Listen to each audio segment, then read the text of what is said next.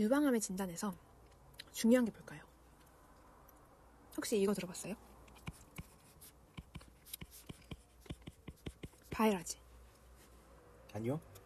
암을 진단할 때 암을 클래시피케이션 하는 게 되게 중요하잖아요. 왜냐하면 그거에 따라서 뭐 예후도 다를 수 있고 뭐 치료 방법도 다를 수 있고 하기 때문에. 그렇죠? 그래서 이게 어떻게 보면은 그것을 클래시피케이션 하기 위한 어떠한 그 단계들이에요.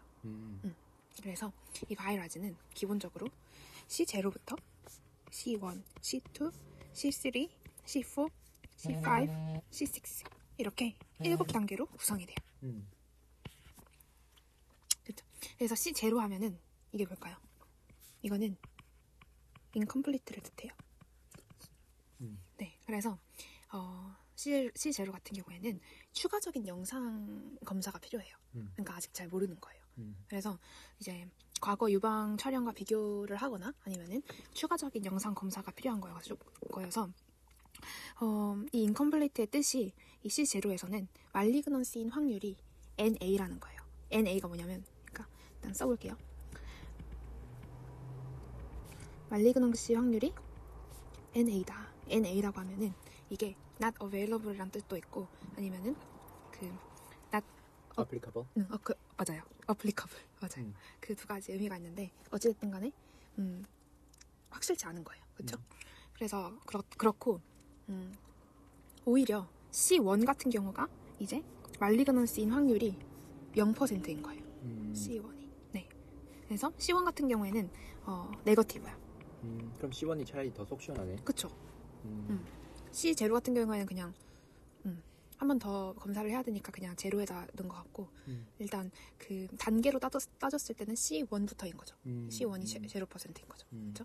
이걸 잘 알아놔야 되고 그래서 C1 같은 경우에는 2년마다 정기검진이에요. 그리고 C2 같은 경우에는 B9이에요. B9 많이 들어봤죠? 네. 양성종양. 맞습니다. 그래서 B9인 것도 마찬가지로 말리그넌시 확률이 0%예요. 그렇죠? 그리고 이거 역시도 2년 주기로 검진을 받아야 되고 그렇습니다. 그래서 B9 같은 경우는 뭐 예를 들면 B9 masses like fibroadenoma 같은 거 그리고 시스트 같은 거 아니면은 이제 B9 vascular or parenchymal calcification 이런 거. 네. 그리고 C3 같은 경우에는 뭐게요? B9이긴 B9인데 in situ? probably 약간 막 아마도 이런 뜻이 있잖아요. 네. 그러니까 가능성이 있는 거예요. 말리그넌시인 가능성이. 근데 probably benign이에요? 네. 그러니까 말리그넌시인 확률이 조금 포함되어 있으니까 그런 거죠. 그러니까 아마도 그러니까 B9인 확률이 훨씬 높은 거죠. 그래서 probably B9인 거죠. 그래서 말리그넌시인 확률이 어느 정도냐면 2% 미만이에요. 그래서 얘 같은 경우에는 말리그넌시인 가능성이 있다 보니까 정기검진 기간이 확 줄어들겠죠. 그래서 6개월. 와우, 확 줄어드네. 네, 6개월마다 한 번씩 검진을 받아야 돼요. 그리고 C4 같은 경우에는 얘는 이제 세 가지로 나눠요. C4A, C4B, 그리고 C4C. 이렇게 세 가지로 나눠서 C4C, 3. C4C.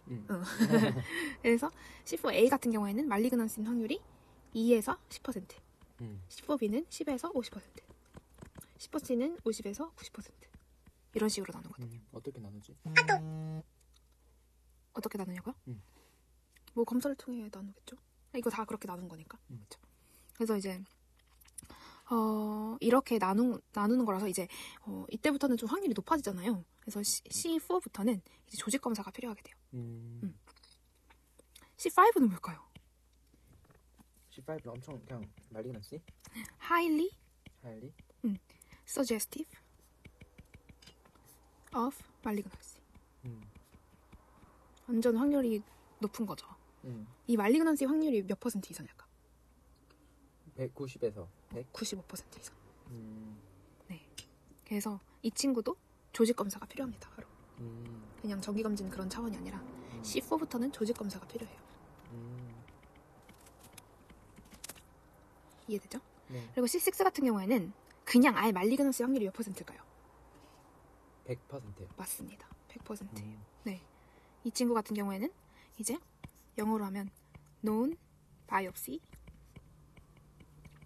with proven malignancy. 그러니까 바이러즈 같은 경우에는 이게 그 마모그래피랑 울트라사운드랑 MRI로 이렇게 클래시피케이션을 나누는 거고 그런 다음에 아까 말했다시피 C4부터 이제 조직 검사가 들어간다 했잖아. 맞죠? 맞아요. 그때 이제 조직 검사를 하는 거네. 맞아요. 그래서 그런 이게 이 바이러즈의 약자가 뭐냐면 Breast Imaging Reporting and Data System. 그러니까 이미지 검사네. 이미지 맞아요. 보고서. 근데 제가 이 말을 하는 거를 깜빡했는데 Breast Imaging Reporting and Data System이에요. 그러니까 이미지로 보니까 이게 뭐 probably, incomplete, negative 이렇게 말할 수 있지만 이제 가장 확실한 건 솔직히 조직 검사를 하는 거죠. 그러니까 조직 검사는 너무 invasive, 좀 너무 침투적이잖아요. 그러니까 C4부터 하는 거죠. 확률이 높은 것부터. 그래서 이미지 검사를 먼저 했을 때 뭘로 선정을 하냐면 쉐이프를 보거나 마진을 보거나 아니면은 classification을 봐요. 그걸로 평가하는 거예요. 유용한 도구네. 그렇죠. 유용한 도구죠. 이걸로 이제 왜냐면 이걸로 암 진단을 내리는 거니까 지금 몇 기고 그렇죠. 어느 정도 심각한 것지를 하는 거니까.